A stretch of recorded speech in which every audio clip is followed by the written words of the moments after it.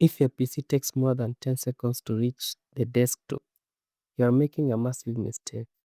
You have too many invisible apps fighting for your RAM the moment you hit the power button. Today I'm showing you how to fix a slow boot and make your PC 5 times faster using the task manager. And to do so, you go to your taskbar, right click your taskbar, then select task manager.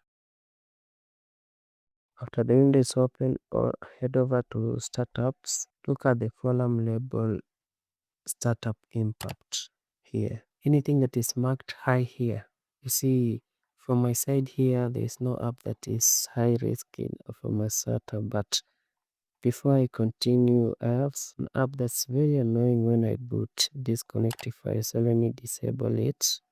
And disable it, just select disable. So most of the time if you find anything marked high here, it's killing your speed. Just right click apps like Spotify, Steam or Cortana and hit disable here. Don't worry, they still work, they just don't start until you actually open them. But here is what the other tutorials don't tell you. Some apps hide in the service tab. Press Windows button plus R, then type msconfig as mine I've already entered, then type enter. So when the system configuration is open, go to tabs, then click this box that says hide all the Microsoft services. This is vital because it prevents you from breaking your Windows. You may disable some vital Windows apps that are needed for startup.